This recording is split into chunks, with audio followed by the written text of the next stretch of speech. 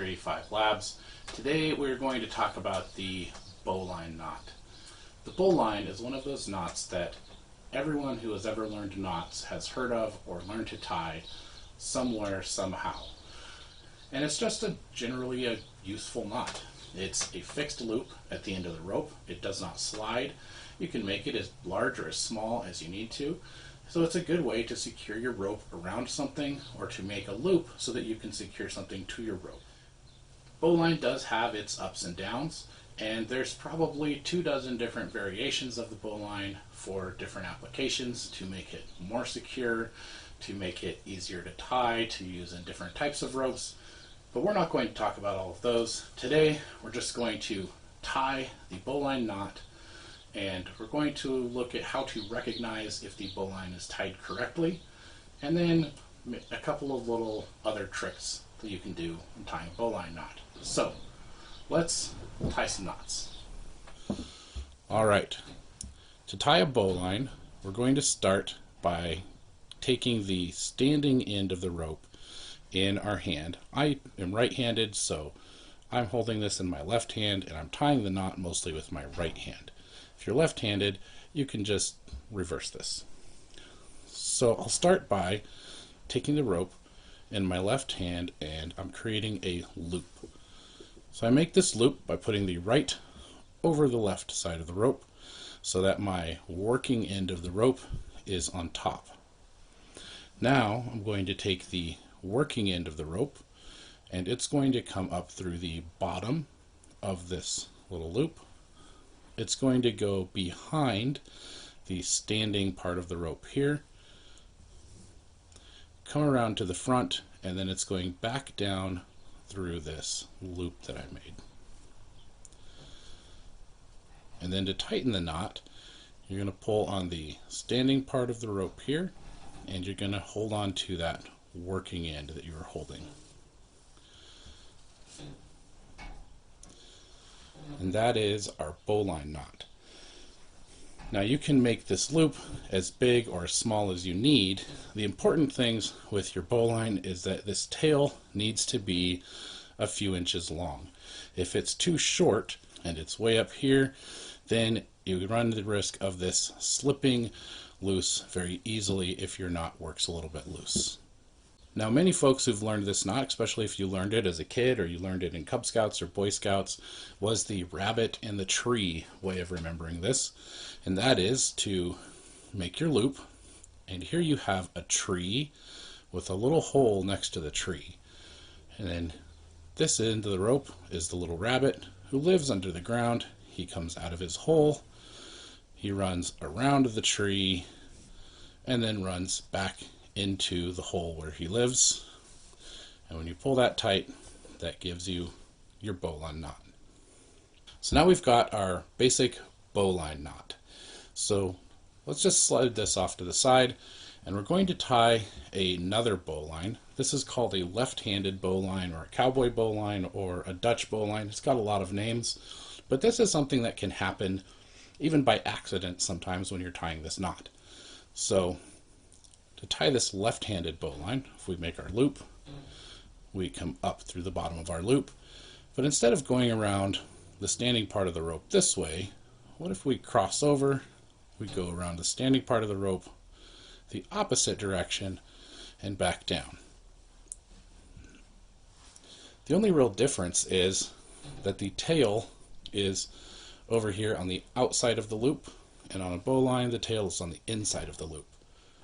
Now for most purposes, the left-handed bowline will work just as well as a regular bowline if you're just tying this around a tree or just to have a loop at the end of your rope.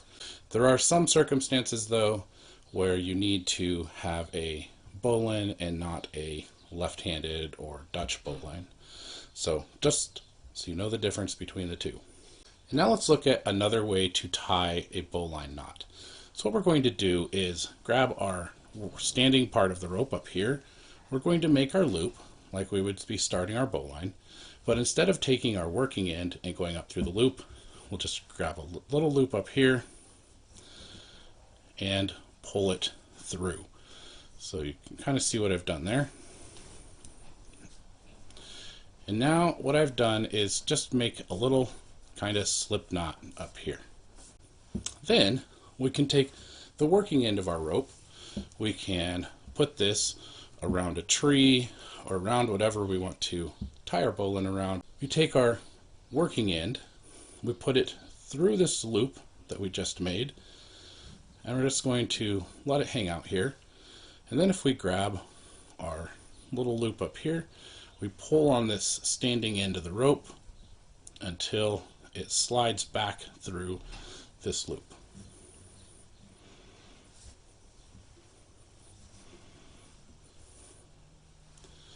And it's a bowline.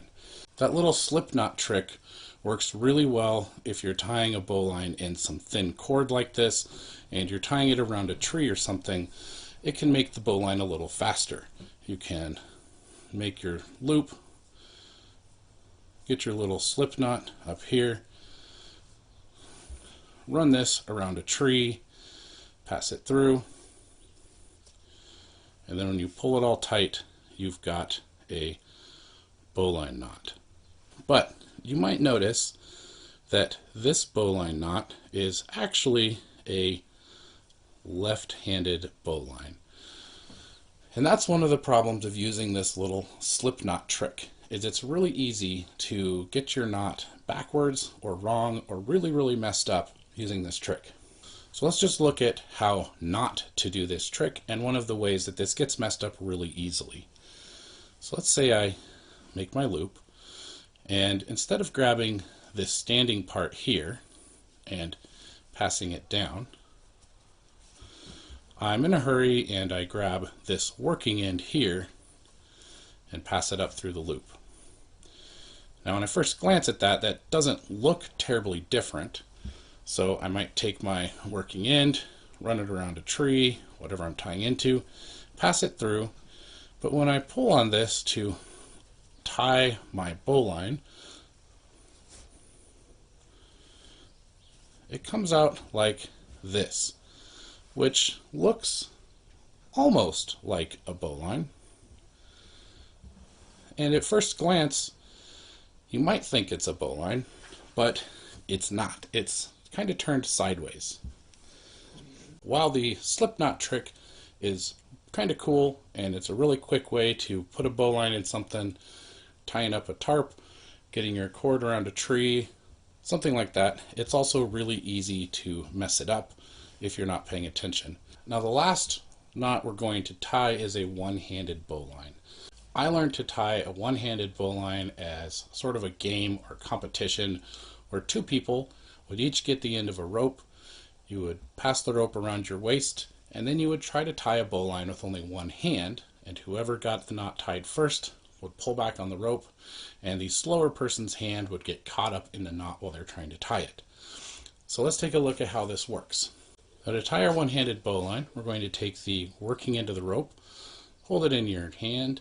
You'll want a little bit of extra tail sticking out of your hand here, and you're going to cross your hand over the standing end of the rope, and you're just going to sort of rotate your hand around like so that you've got a loop of rope around your hand, and you've still got your working end here. Then you're going to take that working end, you're going to pass it behind this standing end, grab it on the other side, and pull your hand back through that loop. And then what you've got is your bowline knot. Being able to tie this one-handed probably doesn't have a ton of useful applications, but I suppose it could be useful if you were trying to get a rope tied around your waist or something. You only had one free hand. It's just kind of a fun skill to know. With a little bit of practice, you can get pretty quick at tying a bowline with only one hand. Thank you for watching this video. Leave me a comment. Let me know what you use a bowline for and what your favorite variation is if you're the type of person who's into the variations of a bowline. Or let me know if you want me to make a video on some of the other variations of the bowline knot that are used in other applications. If you enjoyed this video, you can click the thumbs up button. If you want to, you can subscribe so you can see other videos that I make. Either way, I appreciate you, and I'll see you next time.